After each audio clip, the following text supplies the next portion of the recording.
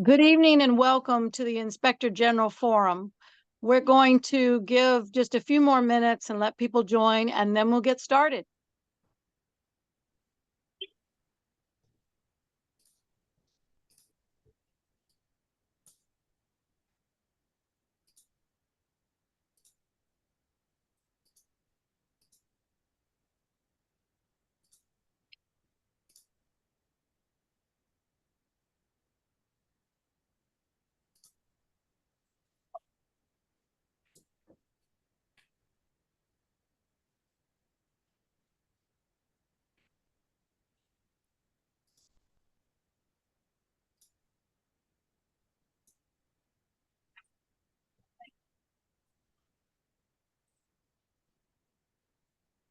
Right.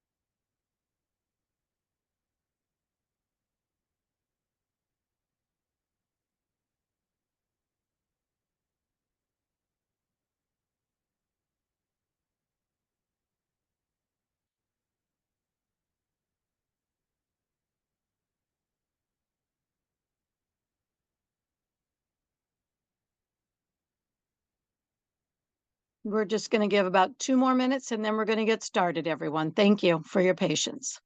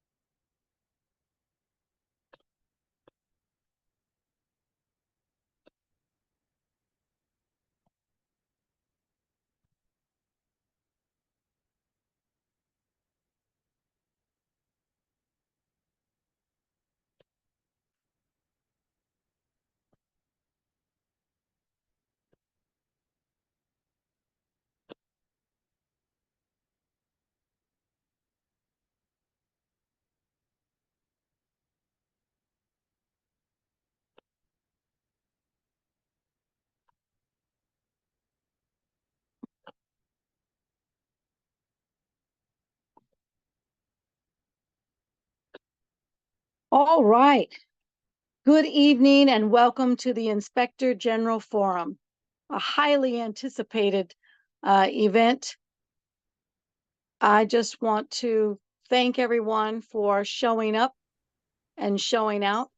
We will have an exciting round of questions, and I'm making it up as I go because I lost my script, but now I've got it back. You know, it's not usual that you'd have a job interview in public and have it recorded. But then again, when you're dealing with the Oakland Police Commission, that's exactly what you should expect, because we are all about being transparent, particularly in our human resources. So we thank our candidates for being brave and demonstrating courage in order to get a sense of this role and its public-facing component.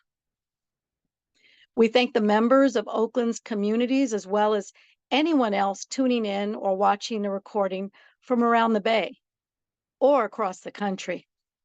This is a critical position for Oakland's public safety landscape. So thank you for your continued involvement and for joining tonight. My name is Regina Jackson. I'm Chair Emeritus of the Oakland Police Commission. And I want to thank Chair Marsha Peterson and Vice Chair Garcia Acosta for their hard work and selfless energy on this ad hoc. And we cannot forget to thank Ms. Micah Montgomery, our Chief of Staff, for her support and coordination. And we need to make sure that everybody is muted if they are not speaking. We will not have public comment this evening. A pre-forum survey was made available to the public and was active until Saturday, September 14th at 5 p.m. Thank you to everyone who took the time to provide feedback. We've carefully considered your input, and we truly appreciate your contributions. You'll have another opportunity to provide feedback after tonight's forum. A post-forum feedback survey is now available on our website for you to share your thoughts on the candidates. The survey will close tomorrow, Wednesday, September 18th at 12 p.m. That's noon. As we go over logistics, here's the plan for this evening. Each candidate will be asked the same question and given 5 minutes to respond with a timer. We'll cover 3 questions and then move to closing remarks. After this forum, here's what you can expect. We'll cover the general progress of this ad hoc effort and tonight's public forum at our commission's special meeting this Thursday, September 19th at 5:30 p.m. Please visit our website for meeting details. We'll then work as an ad hoc, as we have been, to review and consolidate our notes, ready to present to the full commission for discussion before making a final decision, recommendation, and offering the position. We hope you'll understand that while we continue pushing for ultimate transparency, as they address labor issues, some of these discussions must be held in closed session. However, we'll be sure to share out as much as possible. Now that we have that covered, let's meet our candidates. Please be advised that their full bios can be accessed on our website. We are thrilled with our finalists and excited to introduce you, starting with Mr. Zurham Maloof. Mr. Maloof brings over 20 years of experience in law enforcement oversight, having served in various federal inspector general offices. He holds a Bachelor of Arts in Sociology with a concentration in criminology from San Jose State University and a Juris Doctorate from New College of California School of Law.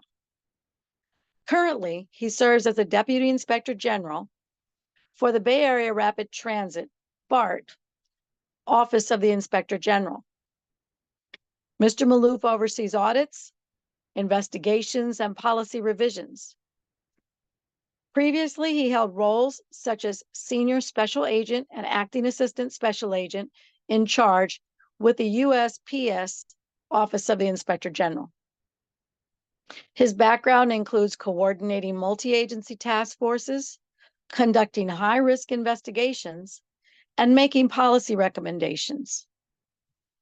Dedicated to public service, he has also served as president of the San Francisco Bay Area chapter of the National Organization of Black Law Enforcement Executives, otherwise known as NOBLE.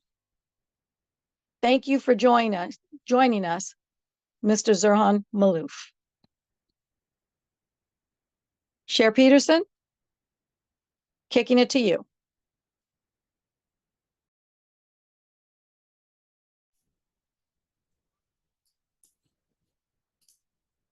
I know she was on her phone, so let me go ahead and jump in with the next introduction. Actually, next we have Miss Arameek Glass Blake. Ms. Blake, also known as Mika, is respected expert in police oversight, accountability, and criminal justice reform with over 15 years of experience. Most recently, she served as the Chief of Accountability for Baltimore, overseeing 7 law enforcement agencies, including the Baltimore Police Department under a federal consent decree. Ms. Glass managed the Police Accountability Division, ensuring transparency and justice across multiple agencies. Her career has focused on advancing racial and restorative justice, fostering public trust, and driving police reforms. She has also served on key advisory boards and has been recognized for her leadership in public safety and community advocacy. Thank you for joining us, Ms. Arameek Glass Blake.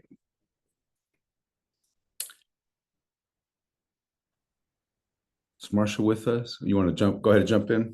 I can jump in. That's fine. oh wait, I'm here. I'm just trying Okay. to unmute myself. Okay. Having a bit of technical issue. Well, and last, but by no means least, we welcome Mr. William David Hoffman. Mr. Hoffman is a seasoned leader in investigation, audit, policy, and compliance, with nearly 29 years of experience driving strategic improvement and maintaining high compliance standards. Known for his integrity and collaborative leadership, Mr. Hoffman excels in navigating regulatory challenges and mitigating risk.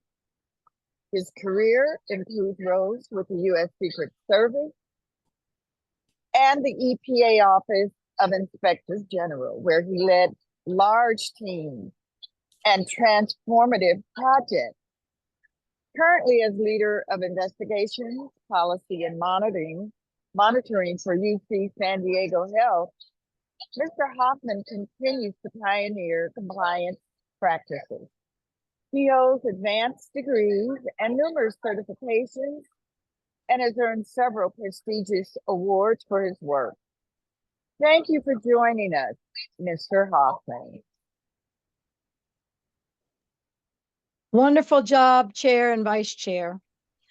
Welcome and thank you, candidates, for being with us this evening. Now, let's get started. So now that we're all here, we're going to pitch the first question, and we'll stay in alphabetical order for now. So it's up to you, Ms. Glass Blake. All right, so starting with the first question, as we mentioned, Ms. Glass Blake will go first, Mr. David Hoffman would go next, and Mr. Zurhan Maloof will go last with this first question. So Ms. Blake, as we jump right into it, please address the issue of culture and what policies and practices you see as key to measuring positive change in culture. And how would you communicate that very progress to the most impacted communities and to Oaklanders at large? Thank you, Vice Chair, for the question. First of all, I am honored to be here with you all. And it's been a pleasure going through this process. So a couple of things when we're talking about culture. When we're looking at policing culture, it is rooted in historical racism. It is rooted in historical issues that have happened, particularly in the city of Oakland and throughout our nation. And when we're talking about culture, there's a culture of us versus them. And that culture many times has created this warrior mindset and militarized mindset. And we are really in a place where we are moving away from that. We are at a place where the nation has seen policing in a way that they had not seen it before. Those of us that have been in this work have seen it, but the nation's seen it. And so now the community is really at a point where they're willing to have the conversation about what does public safety and policing look like for their cities and for their communities, right? And so moving away from these different cultures that are upheld by many of the police associations and even leadership, right? And so how do we, I said we have to deal with the roots and the fruits at the same time. How do we change that culture? I think one is moving away from this warrior mentality and moving into a mentality of guardian, right? Moving away from just law enforcement being the enforcers, but being the actual protectors, right? And in that is we protect and serve. And so those are some of the issues that I've seen in my career when it comes to culture. But the thing about culture is culture really sets the tone and the standard for how policing is implemented, how policies are implemented. We can change and advocate and push policy all day long, but if hearts and minds don't change, then what we see on the streets and the impact of our communities will not change. And how do we do that? We do that through, I know you guys have heard me talk a lot about restorative justice practices and transformative justice. How are we utilizing community-led trainings and community-led organizations that do prevention and intervention work? How are we utilizing and making sure that we are serving the communities and police are serving the communities at an equitable level? That is done. And when we talk about equity, I always say equality gives everyone the same thing. Equity gives people what we need. We know who the most vulnerable communities are. We know that within the city of Oakland, there is out of 51 of the settlement agreements, we still have 2. And one of the 2 is really huge in regards to the racial disparities. And so that tells us that we still have a deep culture issue. And so, again, I'll reiterate, one of the things that I believe that we definitely have to utilize is making sure that community is engaged at every single point, making sure that community is also in partnership with us in leading this work and transforming the police department, making sure that we get buy-in from the stakeholders and those most vulnerable and most impacted by unjust policing. And then also be able to really highlight and recognize law enforcement when they are doing a good job and when they are operating effectively and within compliance. So thank you. Thank you, Ms. Glass. All right, so the same question. Next candidate is Mr. Hoffman, and the same question is for you. Please address the issues of culture and what policies, practices you see as key to measuring positive change in culture, and how would you communicate that progress to the most impacted communities and to Oaklanders at large? Thank you for that question. In my experience looking at law enforcement, there's an understanding that the language should be understood by all who are asking questions and who are expecting responses. So for the purposes of this question, I wanted to make sure that we're on the same page. And my position and my experience is that culture is the characteristics and knowledge of a particular group of people that includes language, religion, social norms, music, arts, etc. But it's also viewed as a shared pattern of behaviors and interactions. Very smart. I'm sorry. I'm sorry. We got to mute, Vice Chair. Okay.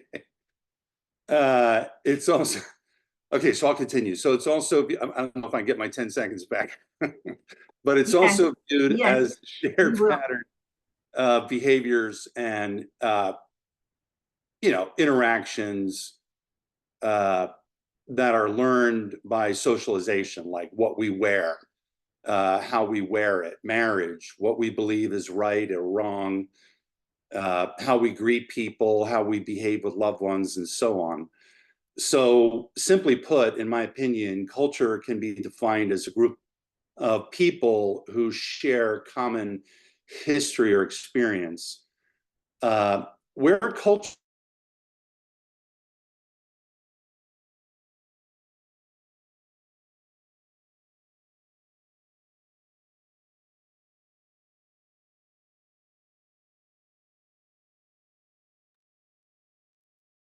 Is he frozen for everyone else too? Yeah, he's frozen Okay. for me. Okay, he'll probably just come right back on. I stopped this time and gave him a few more. Great. Thank you, Micah. Sure.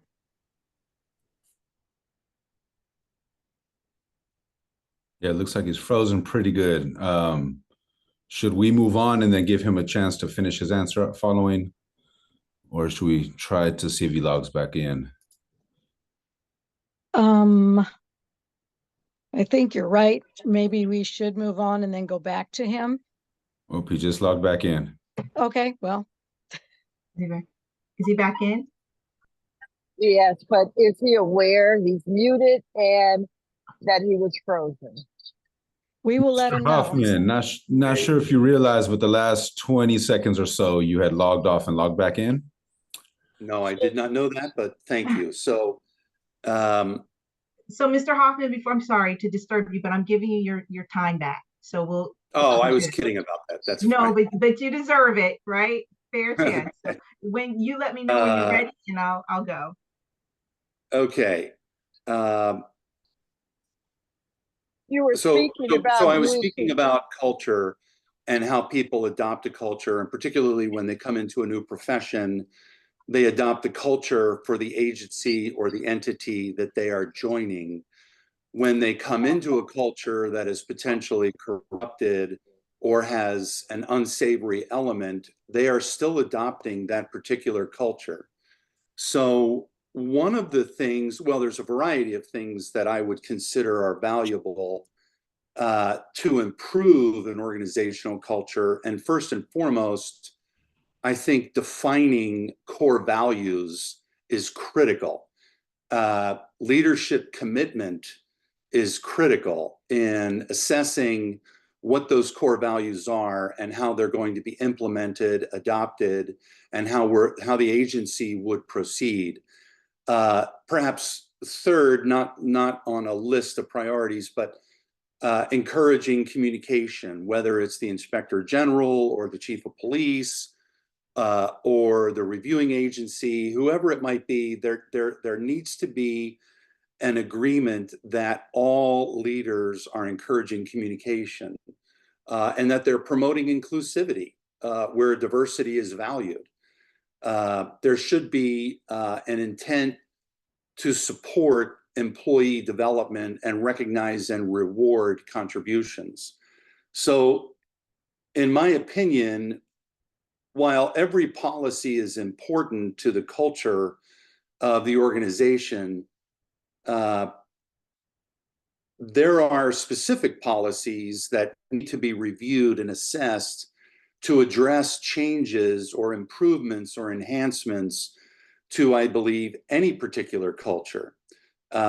Because policies are a series of statements and rules and assertions that this is how we govern ourselves and this is how our organization is structured. These are our acceptable behaviors and our required actions. And so the policies that I would examine and discuss immediately with the public and every opportunity would be the code of conduct. For sure, what is the status of the code of conduct? How is the agency, the police department, expected to govern itself? What are its expectations? What are its understood norms and practices?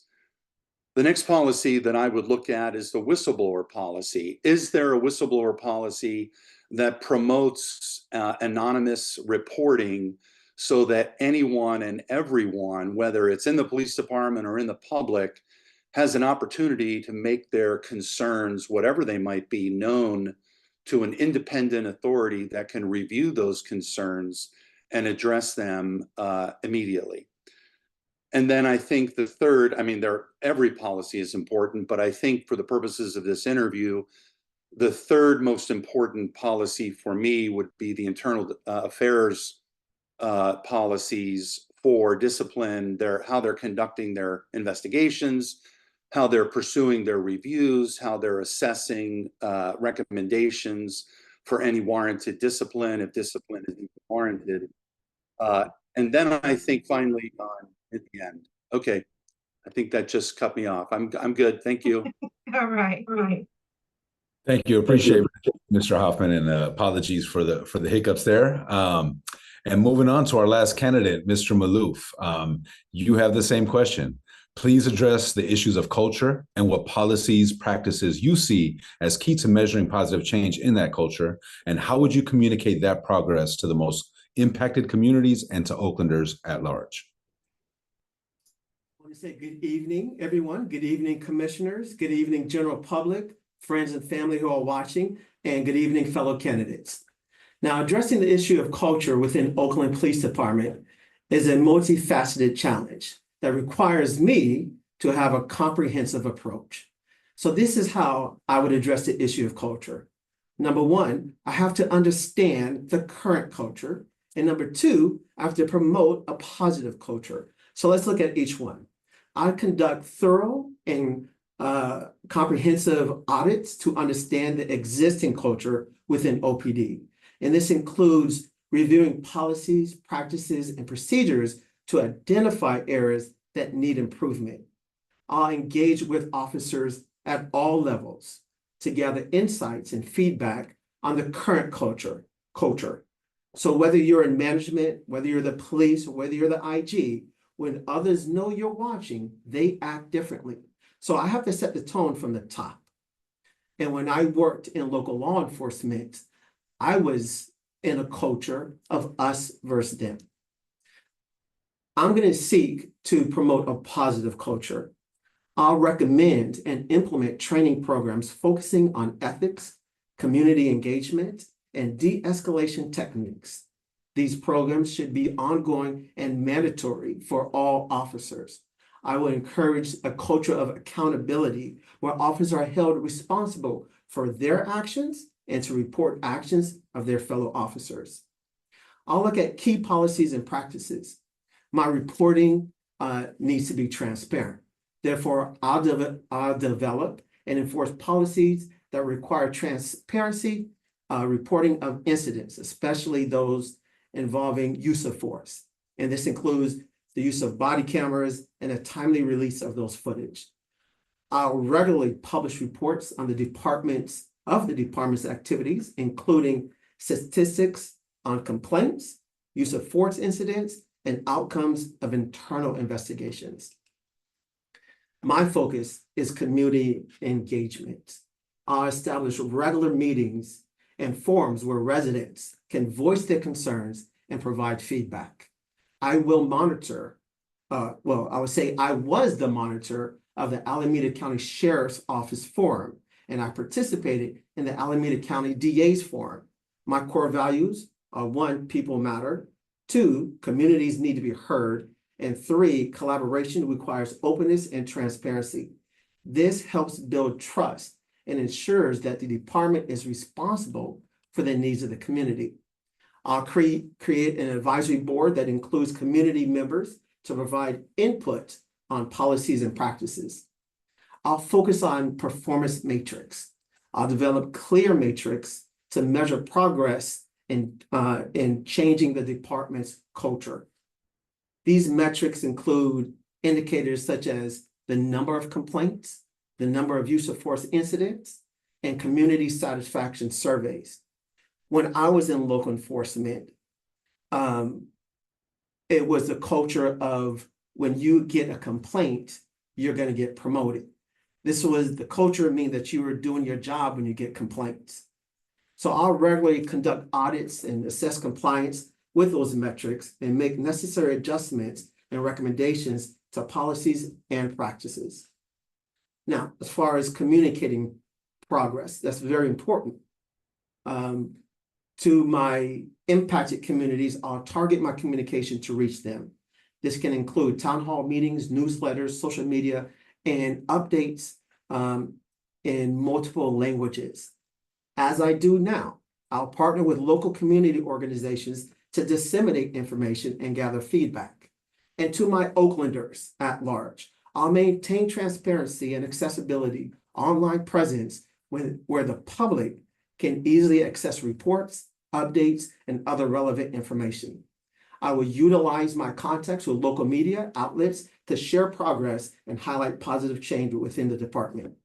By focusing on these areas, I, as the IG, I help foster a positive culture within the OPD, ensuring accountability and building trust in the community.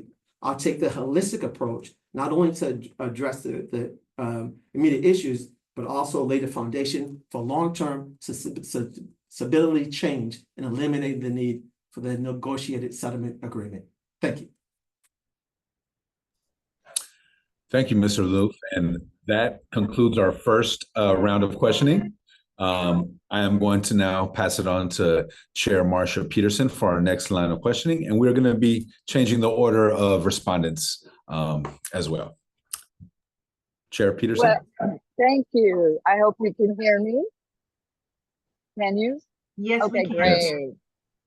Well, again, welcome and thank you for your continued interest in this very important position within the Oakland Police Commission. This question is as follows. The Police Commission Inspector General job is to audit Oakland Police Department's policies and performance and recommend ways the Oakland Police Department can improve. Take us through your philosophy, your steps, and your approach to how you will execute this essential function. The order in which you will answer this question is Mr. Hoffman will go first, Mr. Malou second, and Ms. Glass Blake will go last. So, Mr. Hoffman, you're on. Thank you. First and foremost, I think that an Inspector General's duty is to maintain objectivity, independence, and professionalism. And these principles are crucial throughout the performance audit process. My approaches are twofold. One perspective has it that performance audits are detailed reviews of how well an organization is using its resources. Is the organization operating efficiently and effectively in its pursuit of its particular objectives? Performance audits, I want to add, though, do more than find areas of improvement. They also help to unlock the organization's potential. So performance audits are not adversarial and should never be adversarial, given the process itself is so collaborative. A second approach that I have relied on is that performance audits are designed to provide two types of analysis: what is against what is supposed to be. My philosophy on performance audits is that they be transformative in impacting on the successful advancement of an organization's future success. I feel and I believe that one of the key ingredients is to maintain independence and objectivity to ensure that there is a strict avoidance of any potential conflict of interest, whether it's real or perceived, and to be impartial. I subscribe to effective communications and keeping stakeholders informed throughout the entire audit process, and use analytics to leverage the necessary tools and techniques to analyze large data sets. I also believe in the practice of focusing on root causes related to the particular audit objective. Finally, I think that audits should be solution-oriented by providing actionable recommendations during the performance review. As to steps, there are a number of steps. It's pretty extensive, from assessing what's going to be audited and entrance interviews, etc. So I've reduced them basically to 7. Each of the steps, in my experience, they all have subsets under each particular step. I won't go into all of those in detail, but the first 7, or the 7 overall, are to define the scope and the objectives, to plan and prepare the audit, to analyze the evidence collected with audit criteria, to analyze the audit findings, to prepare the audit report, and then, of course, to present the findings and recommendations to the stakeholders. And then, of course, lastly, to perform monitoring. Monitoring is the tool to assess whether the recommendations were applied, were they applied effectively, are the recommended changes being adopted, are those changes effective?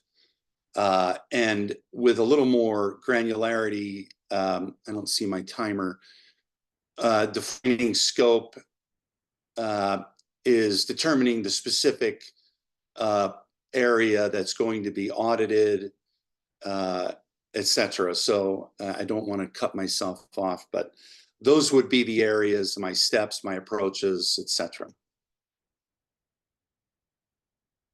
You did cut yourself off by about 22 seconds, but thank you Okay. so much. No problem. Next, Mr. Malou.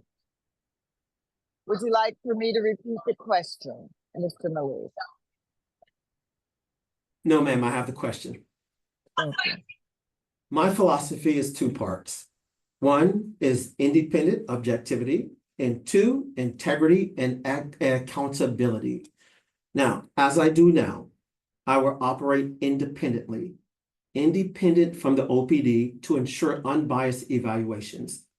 As for any OIG, this independency is essential to maintaining credibility and public trust. My objectivity in assessments and recommendations is key.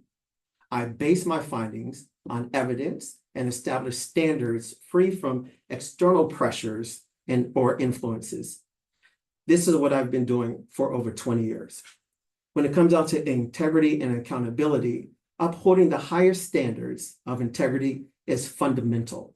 I'll continue to model ethical behavior and ensure that all audits and investigations are conducted with honesty and fairness. Accountability involves not only holding OPD accountable, but also being transparent about my own processes and findings. These are my steps: planning and preparation, data collecting and analysis, evaluation and reporting, and recommendations and follow-up. I'll go through each one. As with Government Accountability Office, otherwise known as GAGAS or Yellow Book standards, which I plan to follow, I will outline the scope of the audit and the specific objectives. This might include reviewing policies, procedures, and performance metrics. As far as risk assessment, I'll identify areas of the high risk or concern within OPD that require immediate decision. This helps prioritize resources and focuses efforts on the most critical issues. As far as data collecting, I'll collect data from various sources, including internal reports, public complaints, body camera footage, and interviews of officers and community members. I'll use statistics and quantitative analysis to identify patterns, trends, and areas of concern. My analysis will be thorough to ensure accurate findings. I'll assess the effectiveness of current policies and practices. I'll identify gaps, inconsistencies, and areas where improvements are needed. As I do now, my office would prepare a detailed report outlining the findings, including both strengths and weaknesses. The report would provide clear, actionable recommendations for improvement. And as far as follow-up, as I do now, I offer specific practical recommendations to address identified issues. These recommendations would be feasible and aimed at enhancing performance for accountability. I will establish a process of monitoring the implementation of recommendations. This will include regular follow-up, audits, or progress reports to ensure that changes are being made and are effective. And then I will always continue to communicate these processes. I'm going to communicate to the police commissioners, to OPD, and to the public. I'll provide regular updates to the police commissioners and OPD leadership on the progress of audits and the implementation of recommendations. I'll work collaboratively with OPD to address issues and implement changes. This helps build a cooperative relationship that ensures that my recommendations are practical and achievable. And to the public, I'll maintain transparency by publicly sharing audit reports and progress updates. This will be done through public meetings and press releases and online platforms. I'll engage with the community through town hall meetings, surveys, and other forums to gather feedback and address concerns. This helps build trust and ensures that the community's voice is heard in the process. Now, by adhering to these principles and steps, I will be able to effectively audit OPD's policies and performance, recommend meaningful improvements, and communicate progress to both the department and the public. This approach not only enhances accountability and transparency, but it also fosters a culture of continuous improvement with the OPD. Thank you.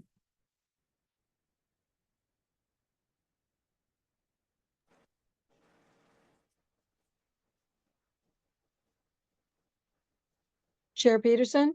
I'm here. Okay. And now we have, and finally, Ms. Glass Blake. Do you need for me to repeat the question? No, ma'am, I have. Okay, thank you. So a few things. When we talk about philosophy of auditing, I think the only way to navigate auditing is through transparency and accountability, integrity, in an unbiased approach. And there's a few ways in which I do that. But I also want to kind of break this down. I'm big on language and making sure that all of our stakeholders and community members and public really understand the difference between auditing. Auditing checks rules. Evaluation is an assessment of success. Investigation uncovers facts, and reviews offer feedback for improvement. And so in approaching auditing, when I hopefully get into the office, I would create a work plan. I know that the former Inspector General created a work plan so that it was transparent for the community to really understand when audits were going to take place, what kind of audits were going to take place, what they were going to be evaluating, the scope of work, and then also gaining community feedback and getting to hear what the community feels and sees. And so my approach is really that. Really being able to define our objective, our goal, what is the purpose of this audit, really staying true to the scope of the purpose of the audit, right? And really defining how far we're gonna go into what we are auditing and evaluating, collecting documentation, reviewing documentation, collecting data, making sure that even as an independent office, I put into practice in place policies and data collecting systems so that we have our own data collecting that is untouched. And we know, I always say, like, we can collect data, but if it's not good data and we're not able to be able to assess it properly, it is ineffective, right? And so making sure that we have our own data collecting system so that we're able to fill in the gaps, and making sure that folks know if we're not able to measure something, we're not able to monitor it, right? And so how are we doing that? How are we reviewing that? Interviewing the stakeholders. There's two types of data. There's data that has to do with numbers, and then there's data that has to do with people, right? And so I think one of the frustrations in working, from the top down, bottom up, and meeting everyone in the middle is the frustration of community members not really, they're like, we don't need numbers to tell us what we're experiencing and feeling every single day, right? And so making sure we're doing those interviews, collecting data from that standpoint so that we can support the numbers and the things that we see. Also doing that in regards to our law enforcement agencies and our other stakeholders, the commission and the review board, and making sure we're collecting all that data to ultimately have a robust, comprehensive, and accurate auditing process and outcome. Compliance check, performance analysts, identifying issues so that we can be able to make those recommendations, developing recommendations. I'm starting to go fast now because I see my time is almost up. And then report findings. I want to spend some time there. So one of the things, number one, making sure that we eliminate any barriers to people being able to see the report after we've completed the reports, whether that be an auditing report or anything else that we do, and making sure that we distribute that in a way, utilizing social media, utilizing community town halls, having those town halls so that stakeholders can come back and ask any questions around what our findings were, right? And really having that robust conversation, because that creates that public trust that we're talking about, and that creates a community being engaged, and dives into some of the things that we're going to talk about in a few seconds. But yes, I'll stop there. Thank you so very much. Appreciate that. So this next question, the order is going to be Mr. Maloof, Ms. Glass Blake, and Mr. Hoffman. Given the level of crime in Oakland, what are your recommendations for building community trust? Mr. Maloof? Thank you, ma'am. Building community trust in Oakland, especially given the high crime rates, is a critical task for the Inspector General. My recommendations would include enhancing community policing, transparency and accountability, training and education, community feedback and involvement, and independent oversight. I'll go through each one. Starting with enhancing community policing, I will recommend increased visibility of police officers in neighborhoods, particularly in high crime areas. I would want to streamline the administrative process so that these officers can be out and seen on patrol. This helps build trust between officers and community members. My recommendation is to develop a support program that encourages positive interaction between the police and residents, such as neighborhood watch groups, youth mentoring programs, and community events. In NOBLE, the National Organization of Black Law Enforcement Executives, where I'm a member of, we conduct law in your community discussions where officers go out and discuss the do's and don'ts when youths are approached by police. We want them, the people that are approached by police, to get home safely. And then they can file their reports if they figure something went wrong. Now, transparency and accountability. I would regularly publish detailed reports on police activities, including use of force incidents, complaints, and outcomes of internal investigations. This transparency helps build trust by showing the community that the department is accountable. Another recommendation includes ensuring all officers use body cameras and that the footage is reviewed and made available to the public in a timely manner. As far as training and education, I would recommend implementing ongoing training programs focusing on reducing implicit biasness and improving de-escalation techniques. These steps help officers handle situations more effectively and respectfully. I'll recommend training that helps officers understand and respect the diverse cultures within Oakland. This can improve interactions and reduce misunderstandings. As far as community feedback and involvement, I'll recommend establishing advisory boards that include community members to provide input on police policies and practices. This ensures that the community's voice is heard and considered when in decision-making.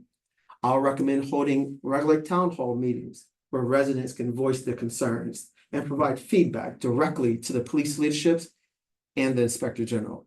As far as independent oversight, I will have regular independent audits of the police department's practices and policies. These audits will be transparent and the findings made public. I'll strengthen civilian oversight mechanisms to ensure that complaints and incidents are investigated thoroughly and impartially. Again, it's always about communication. So I'm going to communicate to the most impacted communities and to my Oaklanders at large.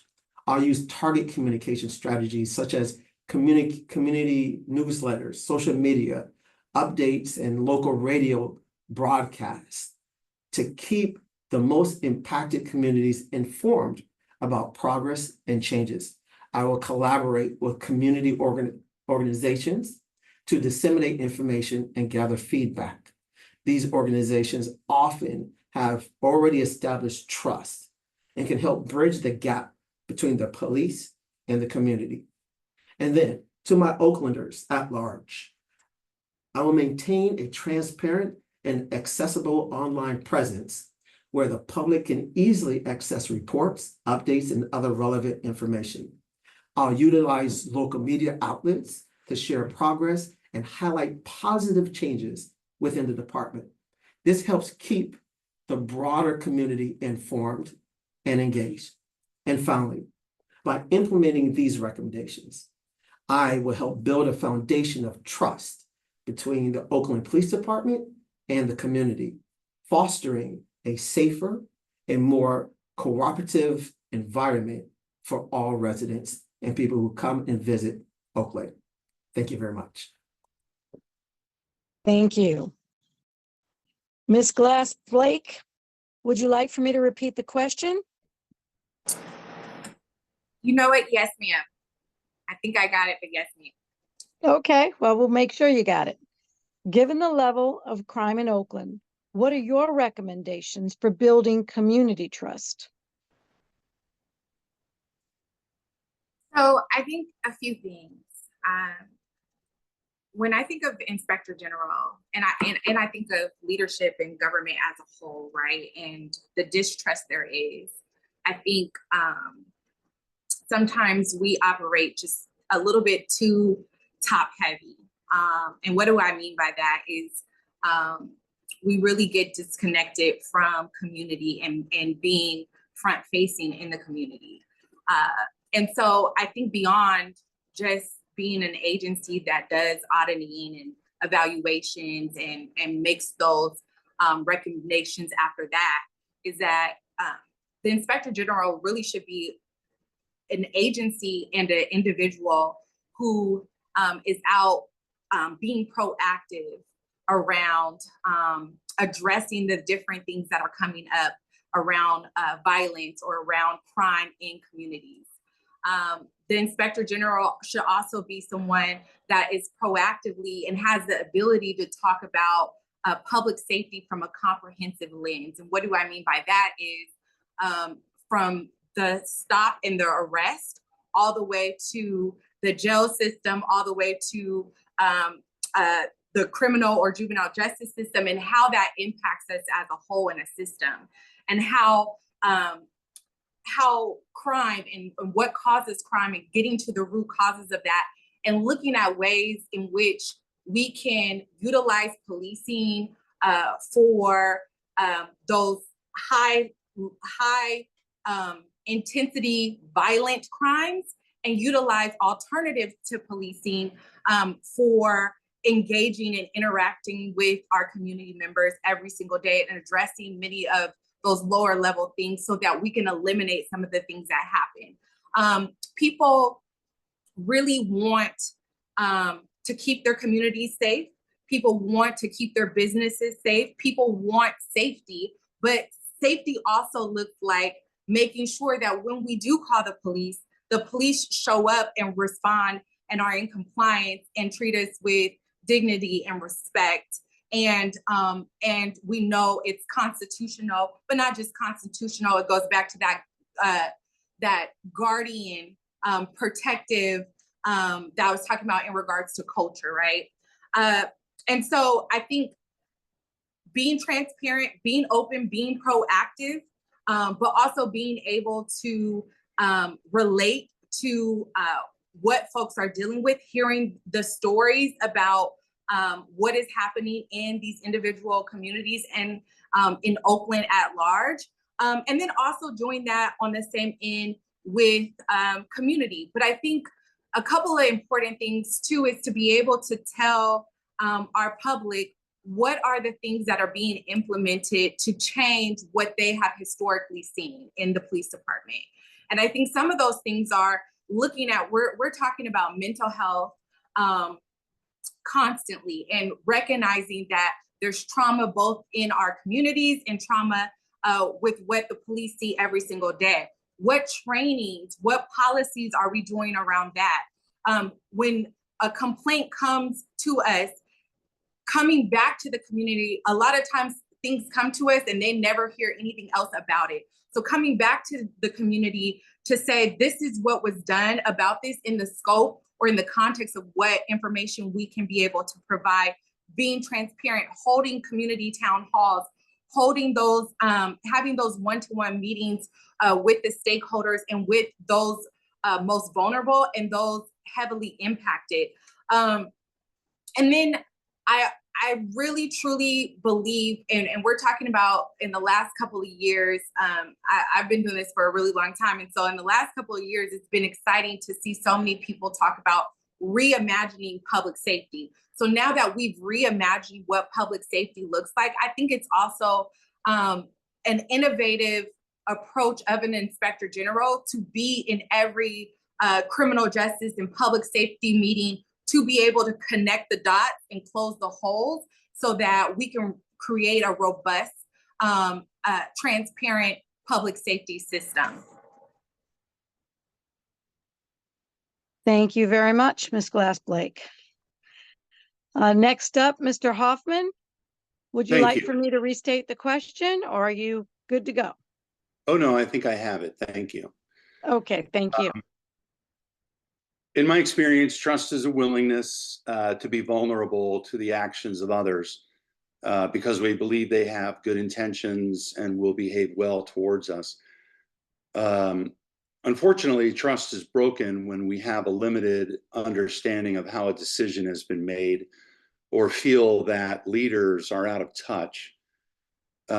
If we think bias has been influenced or otherwise has influenced the decision-making process, or feel like our own perspectives have been pushed to the side to benefit a group with more sway, we're not going to believe that the decision benefits us, and we may actually resist the change.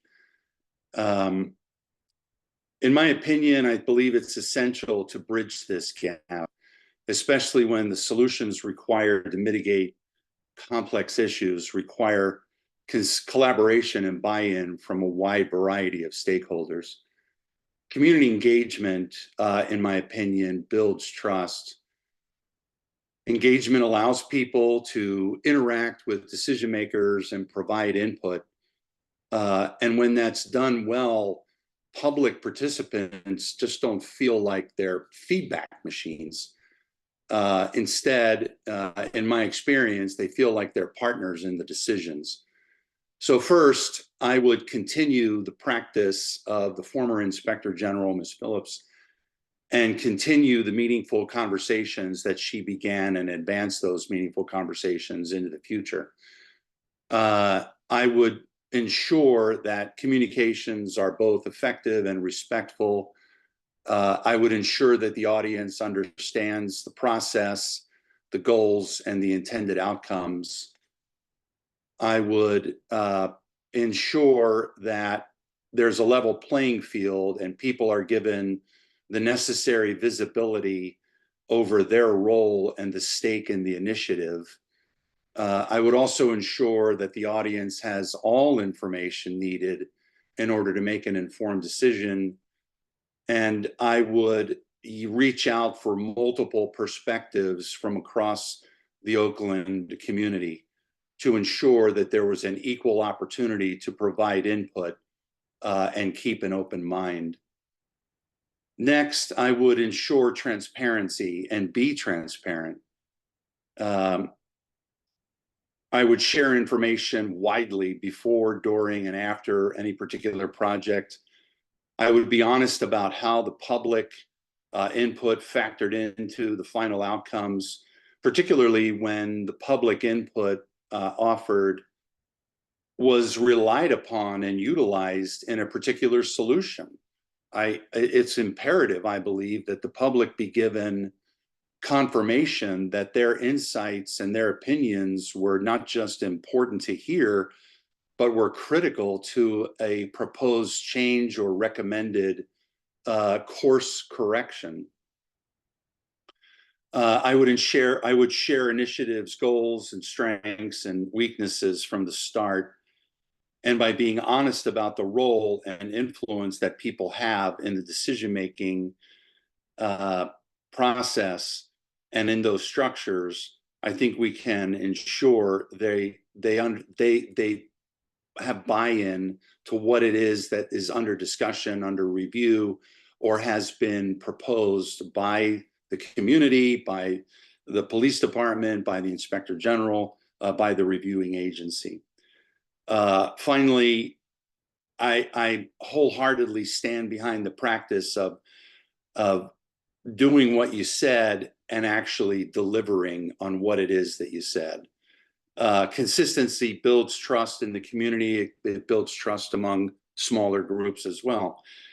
If the public's input was expected to be included in the decision-making, then report back to the public on what that input was and how I did it. What about that input did I rely on to advance a particular proposal or a recommendation? And then I would showcase how I applied what the public offered so that they understand they are partners in this process. Finally, in building community trust, I think it's imperative that I understand and know the community and what they're about. Then I participate in community outreach programs Yep, time's up. Jeez, I did not time this properly. Thank you. Thank you very much. And Ms. Glass Blake, would you like for me to restate the question?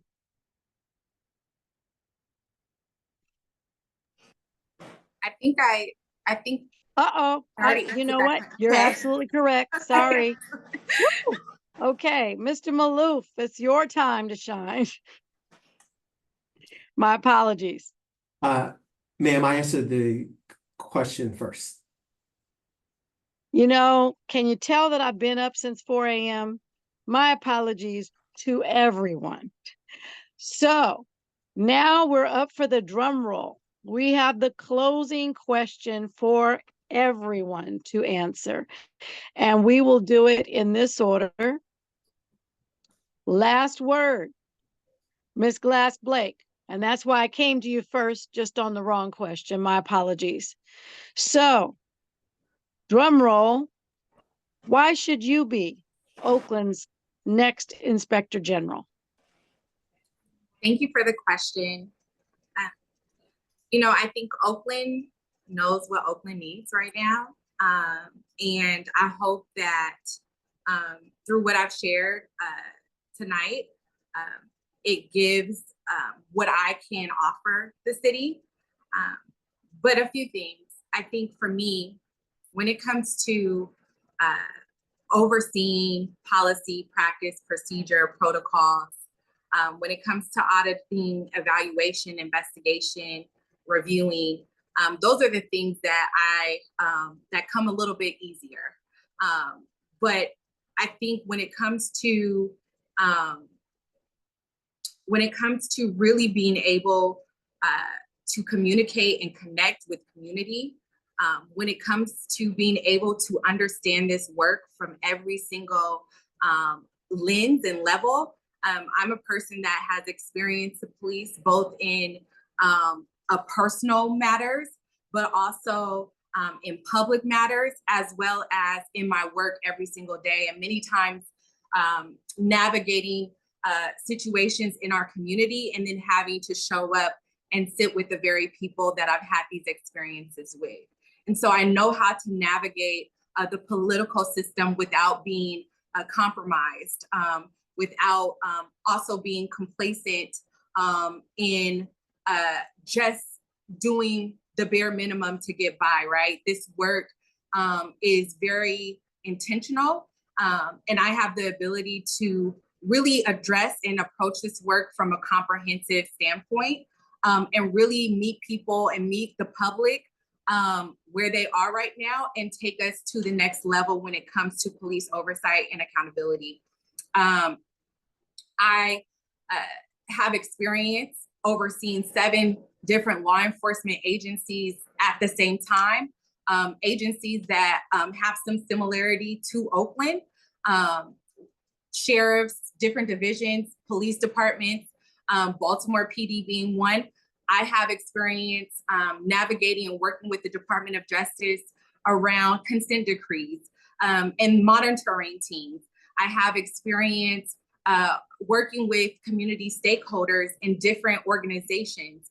I have experience at every single level. I also know what it feels like to call the police, and that call where I called for help went a different direction. And now what communities want to be safe, they end up not calling police because they're afraid of what's going to happen to their family member, their brother. And so I know this from all different ends. And I think that is why I would like to be your Inspector General, because I can address this as such. I can navigate everything that this position requires. And I'm excited about the direction that we're moving when we're talking about policing and public safety. I believe that I can really connect the dots. Too many times we have people talking about criminal justice reform and public safety and policing as these silos. I understand how they all connect and how they all impact community trust and overall public safety. And so I'm, again, honored. It was a pleasure to get to know each of you through these interviews. And all of the candidates have been amazing. And I think we all offer different things, and it comes down to what you Oaklanders want. So thank you so much. Thank you, Ms. Glass Blake. And so the next person for the last word, Mr. Hoffman, why should you be Oakland's Inspector General? Thank you, and thank you, Armik, for that remark about the colleagues on the call. I think I agree with you. I think we've all had a great career to get to this point. So kudos to you for that. I've been providing public service with distinction now for over 28 years. It has been in a law enforcement capacity or as a special investigations unit reviewing law enforcement officers for integrity and misconduct investigations. I have had, tooting my own horn, a gravitational impact on policy at my former agency, as well as at the University of California, San Diego.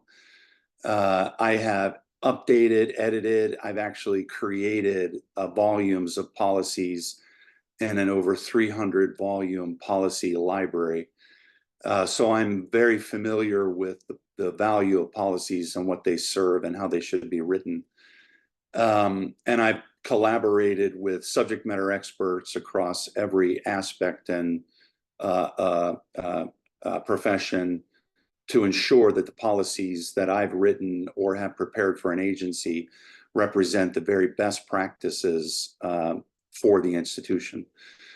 I have had diverse responsibilities throughout my entire career at the regional, state, national, and international level, serving time both in Washington, D.C., throughout the United States, and throughout Europe in this very same area. I have been known and recognized as a collaborator, always seeking and working with others, always pursuing the very best possible outcome, and getting to the bottom line as quickly as possible, because it's really about the results.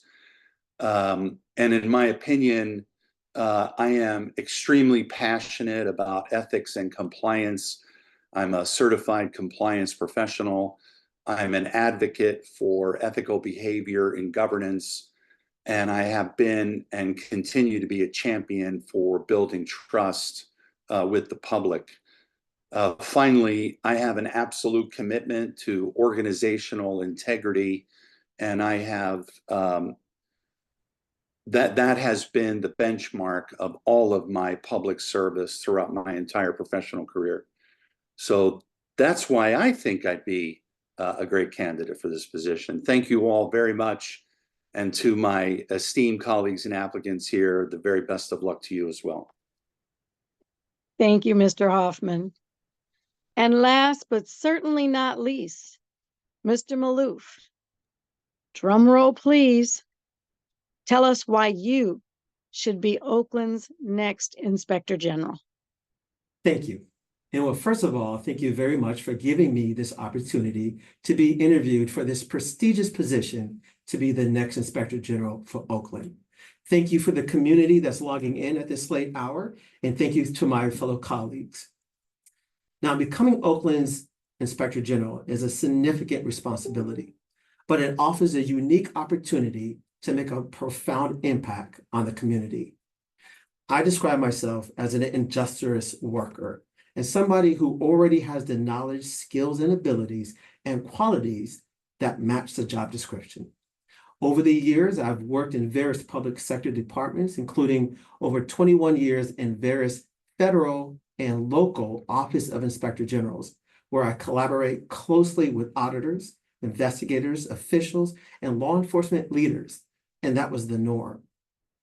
I have also have the academic background and experience to add value to this position and contribute very quickly to the City of Oakland and the police commissioners. I rose up the ranks to supervising others and becoming the Deputy Inspector General, overseeing audits and investigations. I currently manage day-to-day functions of the Office of Inspector General, including but not limited to revising policy and procedures, assisting with the development of a charter that outlines the roles, responsibilities, and authority of the OIG, and reporting findings and recommendations to the administration, to the board of directors, and to the public. I always embrace change positively, and I'll make sure that you see a positive return on your investment. Previously, I was a subject matter expert and federal special agent in one of the largest and most technically advanced government oversight agencies, the United States Postal Service Office of Inspector General. I also worked for Homeland Security Office of Inspector General, assigned to the National Public Corruption Task Force. I work for the Department of Transportation Office of Inspector General, overseeing and investigating employee misconduct. And I worked with many other federal agencies, including the FBI and the DOJ, specifically on public corruption. I know that you cannot have police reform without accountability. I understand now that half of over all law enforcement agencies in the nation still do not have a updated use of force policies. And I want to make sure that OPD has a use of force policy that is up to date and in line with other progressive law enforcement agencies. We need to have policies in place to address the concerns that we have for our citizens, specifically communities of color. I served as the president of the San Francisco Bay Area chapter of the National Organization of Black Law Enforcement Executives, NOBLE. And I was a founder and chair of an alliance between NOBLE, the National Latino Peace Officers Association, the Filipino American Law Enforcement Officers Association, and the Northern California Asian Peace Officers Association. The alliance, that we called it, was a collaborative effort to address police reform. As chair of that alliance, I helped create a racial equity action plan, REAP, as in you reap what you sow, and presented that plan to the Office of Gavin Newsom's Legal Affairs and Task Force on Police Reform. With my affiliations with NACOLE, which is the National Association of Civilian Oversight, with CALEA, which is the Commission on Accreditation for Law Enforcement Agencies, and NOBLE, and my contacts with other independent police auditors, other inspector generals in the Bay Area, I will install an oversight program that will be ideal for the community, help establish a Bay Area OIG community to exchange ideas and come up with best practices. I have a vision, I have core values, I understand the clear purpose of an IG, and I have reviewed the Oakland OIG's 2024 to 2027 strategic plan. I understand case law that govern the use of force. Graham versus O'Connor, objective reasonable. Scott versus Harris, excessive force. Tennessee versus Gardner, deadly force. Terry versus Ohio, stop and frisk. Weeks versus US, exclusionary rule. I have received many awards for excellence, and I am a certified inspector general. Because of these experiences, I can hit the ground running, and that is why I should be your next inspector general. Thank you. Thank you. I want to thank all of you candidates. It was an outstanding set of conversations. We've learned so much about each of you as individuals and are very excited to move to this next opportunity, which is to ascertain who in fact will be our next Inspector General.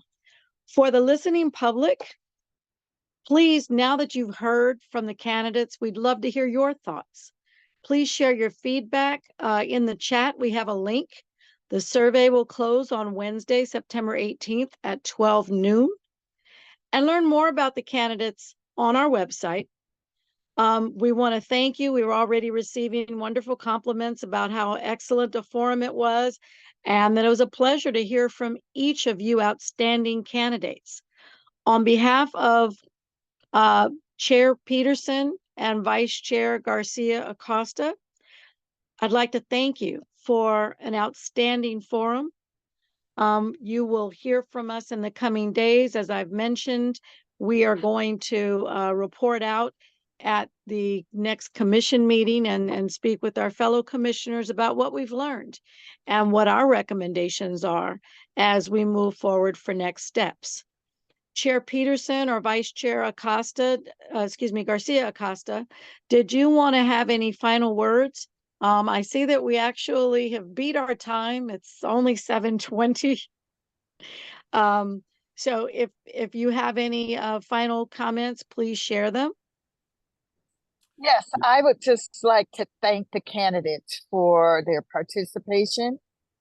You are all outstanding, and that's why you are here this evening. We will have some follow-up work, as Commissioner Jackson stated. We will be talking about this not only at our next meeting in closed session and open session to give a report. And we are hoping that you have gained a lot in this process as well. The Oakland Inspector General position is the keystone to successful transition. from court monitoring to monitoring by our IG. And so that you have stepped up to provide your credentials and your arguments and answers to why you should be the next Inspector General will certainly be taken under consideration. So have a great evening. Vice Chair? Thank you, Chair Peterson. Just want to remind folks to fill out the candidate feedback form, and it is due by tomorrow, Wednesday, September 18th by 12 p.m. We do want to hear back from community as we move forward in this process. And thank you to all the candidates. You all did an excellent job, and thank you for spending your time and your interest in serving our citizens here of Oakland. On behalf of Oaklanders everywhere, we want to thank you this evening. Get home safe. Peace. Good night. Good night. Good night.